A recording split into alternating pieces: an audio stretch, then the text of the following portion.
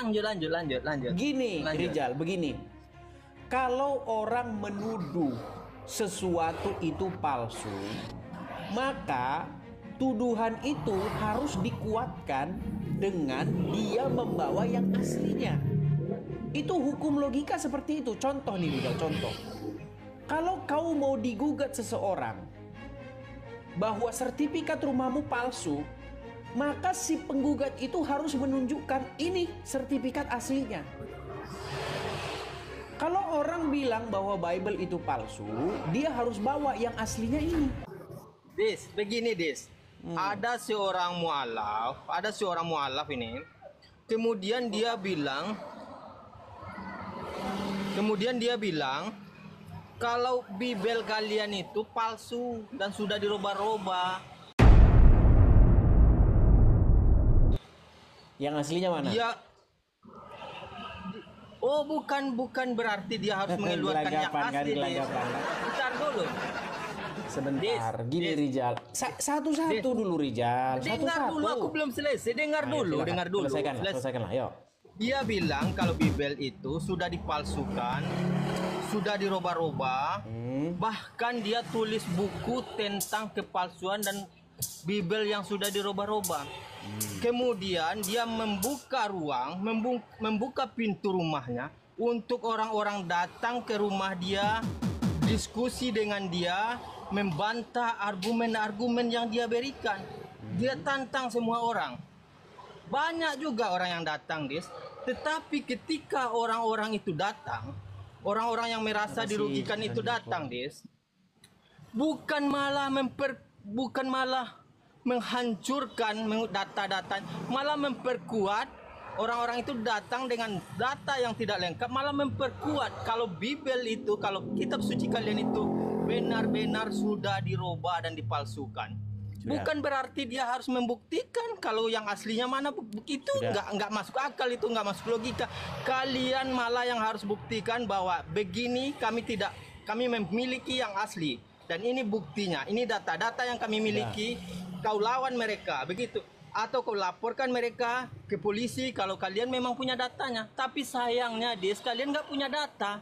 Kalian nggak ada data sama dia jauh lebih lengkap daripada data milikmu, Oke, silakan coba kau jawab. Baik, kau ngomongnya jangan ngos-ngosan begitulah. Kau macam ngos-ngosan, kau ngomong seperti itu macam panik. Aku emosi kali. Terbawa emosi aku. Masa Bible dibilang palsu? Baik, saya tanggapi. Rijal, mau nanya dulu saya. Istrimu namanya siapa, Jal? Buat apa itu? Enggak akan mau dia sama kau. Sebentar, aku kasih dulu kau contoh. Enggak ada yang lain ke yang artis. Apa ini dia? Si Rijal ditanya. Si Rijal ditanya itu dia gelagapan dia. Jal, nama istrimu itu palsu. Dia pakai nama palsu dia. Nama sebenarnya bukan itu. Lalu? Ya nama sebenarnya bukan itu. Nama istrimu bukan itu sebenarnya, nama palsu.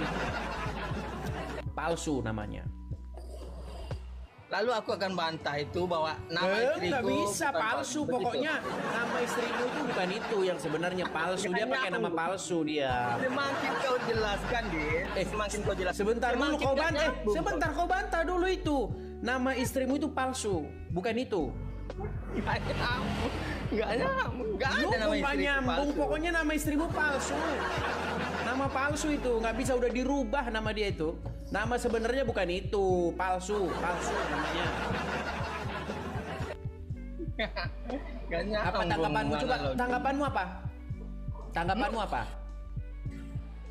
Nggak nyambung.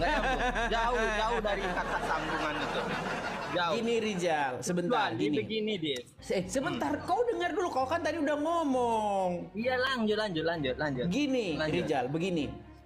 Kalau orang menuduh sesuatu itu palsu, maka tuduhan itu harus dikuatkan dengan dia membawa yang aslinya.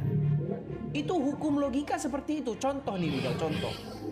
Kalau kau mau digugat seseorang bahwa sertifikat rumahmu palsu, maka si penggugat itu harus menunjukkan ini sertifikat aslinya. Kalau orang bilang bahwa Bible itu palsu, dia harus bawa yang aslinya ini. Ini aslinya seperti ini.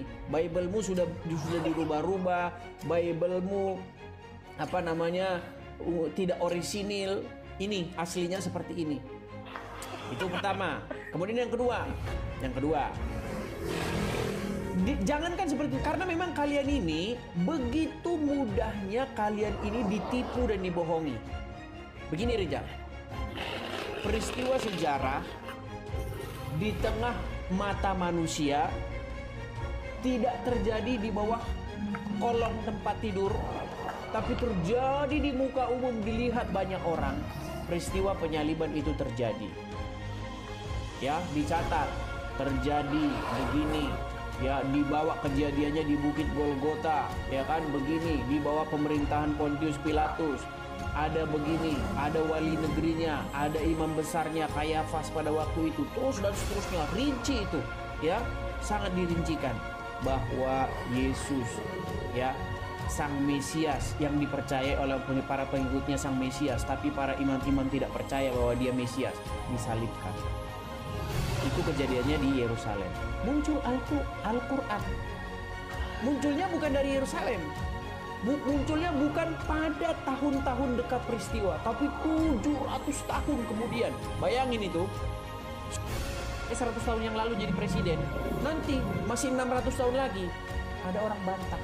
Ada orang bantah nih. Bukan orang Indonesia, tidak berasal dari Indonesia bantahannya, ya kan? Tapi berasal dari Arab Saudi. Bilang begini, sesungguhnya presiden pertama Republik Indonesia itu bukanlah Soekarno.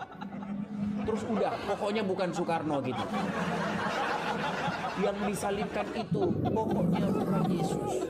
Pokoknya bukan. Ini apa Rijal?